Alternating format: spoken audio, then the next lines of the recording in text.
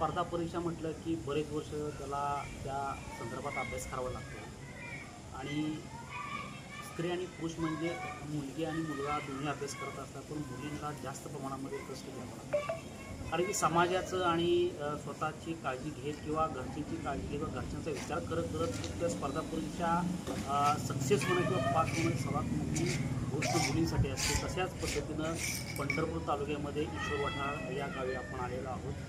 तर आपण निकाल लागलेला आहे, त्या निकालासंदर्भात आपण काहीशी चर्चा करण्यासाठी आपण आलेलो आहोत की कशा पद्धतीनं ताई तिथपर्यंत पोचल्या किंवा कशा पद्धतीनं तिथपर्यंत सक्सेस झाल्या, त्यांनी अभ्यास कसा केला आणि त्याची पार्श्वभूमी काय आहे हे त्यांना आपण त्या संदर्भात आपण तुमच्याशी बातचीत करणार. ताई नमस्कार. नमस्कार. ही कधीची बॅच आहे वगैरे? ही 2023ची बॅच आहे आणि 23ची बॅच आहे, पण बऱ्याचशा प्रॉब्लेम्समध्ये अडकल्यामुळे त्याचा रिझल्ट हा जरा थोडासा लेट लागला. तुम्ही कधीपासून सुरुवात केली त्याची? मी 2014पासून सुरुवात केली. म्हणजे माझं अगोदर शिक्षण हे MCA झालेलं आहे. मी सॉफ्टवेअर इंजिनियर म्हणून थोडे दिवस काम केलं. थोडे दिवस काम केल्यानंतर माझी सिस्टर आहे सोनाली मेटकरी, ती तहसीलदार आहे ना वाईला, आता सध्या कार्यरत आहे. तिचं मार्गदर्शन होतं. वडिलांची खूप इच्छा होती की माझ्या मुलांनी आम्ही 3 जण आहेत बहीण भाऊ, तिघांनी त्याच्या पद्धतीने त्यांनी करिअर करावं. त्यांना वाटतं की सरकारी नोकरी करावी. बहीण झाल्यामुळे आम्हाला सगळ्यांना जरा प्रेरणा पण मिळाली ना की आपण पुढं काहीतरी करू शकतो, सरकारी जॉब मिळवू शकतो.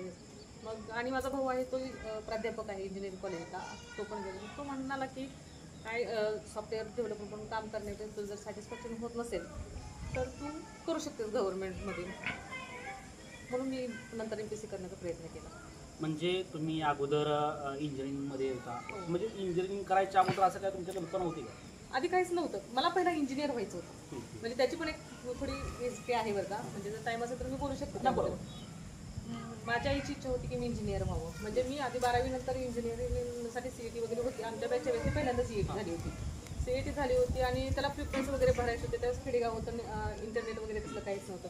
त्याची बरीचशी इन्फॉर्मेशन मला नव्हती. म्हणजे त्याच्यामध्ये कसं होतं की माझ्या वडिलांचं मत काय झालं की कुठं आपण बाहेर जाणारच नाही, आपल्याकडे गोपाळपूरचं कॉलेज आहे खूप छान, मग गोपाळपूरच्या कॉलेजला आपण घेऊन टाकू ॲडमिशन. आम्ही माझी लिस्ट लागली, मला मार्क्स पण चांगले मिळाले होते, सगळं झालं होतं. आम्ही गेलो कॉलेजवरती. तिथे गेल्यानंतर आम्हाला समजलं की तर तुम्ही प्रिफरन्स द्यायला पाहिजे होते. तुम्ही गव्हर्नमेंट कोट्यातून तुम्हाला मिळायचं असेल तर प्रिफरन्स द्या, आणि मी ते काही दिलेलंच नव्हतं.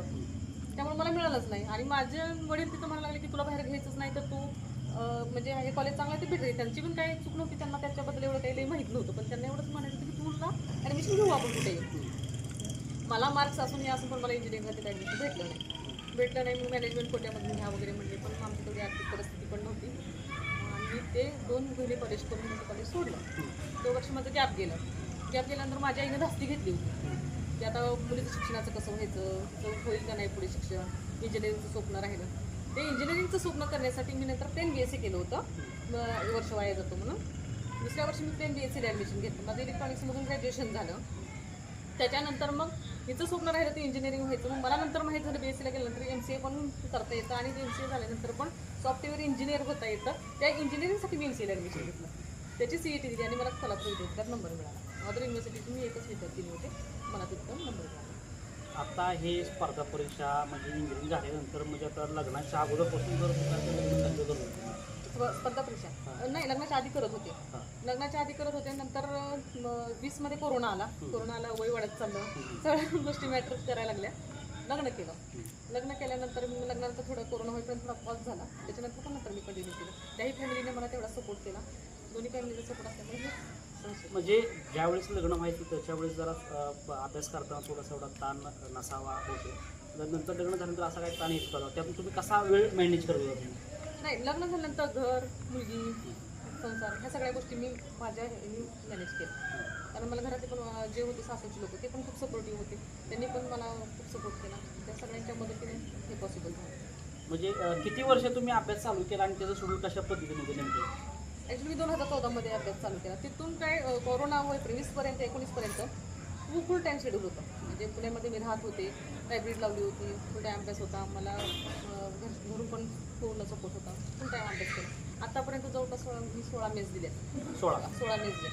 म्हणजे ही 16वी मेस आहे, नंतर 16व्या मेसमध्ये यश आलं, तोपर्यंत मला अपयशच आलं. म्हणजे 16 परीक्षा तुम्ही दिल्या, त्याच्यामध्ये तुमच्या बरोबरचे मित्रमैत्रिणी वगैरे झाले, त्याच्यावेळेस तुम्हाला असं म्हणजे त्यावेळेस झाले त्यावेळेस काय तुम्हाला असं वाटलं का बाबा की माझ्या बरोबर झालेत, मी कधी होणार वगैरे असं काय डिप्रेशन तुम्हाला आलेलं का? नाही, डिप्रेशन म्हणजे मला वाटायचं की आता माझ्यासोबत, कारण माझ्यासोबत अभ्यास करणारे मी पण केलेला, मला म्हणजे त्यांच्या बरोबरीच मी होते, मग तरी मला असं वाटायचं ना की बाबा त्यांचं होते, आपलं का होत नाही, आपलं का होत नाही, आपण कुठं कमी वगैरे पडतो का काय, आपलं काही तर चुकतंय का काय.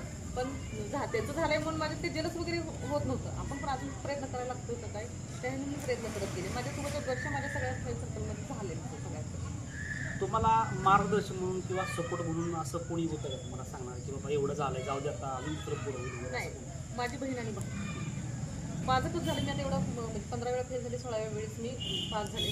माझं कसं होतं माहिती आहे का, मला अतिशय खूप वेळ आला होता, पण मी जरी रिझल्ट लागला ना, तर रिझल्ट लागला तरी घरी फोन करून सांगितलं आज रिझल्ट लागलेला आहे, तर मी फेल झाले. घरात नको घरी ना फेल होऊ दे, तू काही नाही. त्यामुळे माझं काय झालं की जे मी अपयश जरी आलं तरी मी डिप्रेशनमध्ये गेले नाही, मी व्यक्त होत गेले, पुढून मला सपोर्ट मिळत गेला, त्यामुळे मी ही करू शकले एवढं. आणि बहीण तिचे वाक्यच होतं, तू प्रामाणिक कष्ट कर, MPSC बिगर हाताला पाठवत नाही, काही ना काही तुझ्या पदरात टाकणार, फक्त तू प्रामाणिक प्रयत्न करतो, आणि मी तेच केलं. घरची परिस्थिती कशी होती आणि मग तुम्हाला काय वाटलं की आता आपली बहीण स्पर्धा परीक्षामध्ये म्हणजे पास झाली आणि तहसीलदार झाली, तुम्हाला कसं काय वाटलं त्यात जावं किंवा काय घरातून असं काय सपोर्ट होतो का, काय असं काय होतं का? कसं झालं होतं, बहीण तहसीलदार झाली होती, त्यावेळेस कळलं की प्रशासन म्हणजे काय असतं. प्रशासनात ॲक्च्युली कसं पहिलं खेड्यातलं वातावरण असल्यामुळं एवढं काय बाहेरचं एवढं माहितीच नव्हतं. प्रशासनात गेल्यानंतर काही काही करता येतं, कारण ती एक म्हणजे बेस्ट अधिकारी म्हणून तिला अवॉर्ड मिळाला आहे राज्य शासनाचा. तिचं काम ती खूपच प्रेरणादायी आहे, त्यामुळं तिच्याकडे बघून असं वाटतं की आपण पण काहीतरी करू शकतो ना, तिचीच मिळाली. म्हणजे जसं की महाराष्ट्रामध्ये रोहिणी भाजी बकरे आणि तिचा भाऊ दोघंजण जसे आईस अधिकारी झाले, तशाच पद्धतीने ईश्वर वाठारमधील मेटकरी बरोबर मेटकरी कुटुंबामध्ये तहसीलदार आणि कुठल्या पदावर त्या जॉईन काय असं आहे का? मसूद आहे. आता मला सांगा की कशा पद्धतीनं मुलांनी अभ्यास केला पाहिजे किंवा तुमचं म्हणजे शेड्यूल कशा पद्धतीने होतं आणि मुलांनी येणाऱ्या मुलांनी किंवा स्पर्धा परीक्षा करणाऱ्या मुलांनी कशा पद्धतीनं अभ्यास केला पाहिजे किंवा खच्चीकरण न होता त्यातून पुढं कसं जाता येईल, काय सांगू शकाल तुम्ही?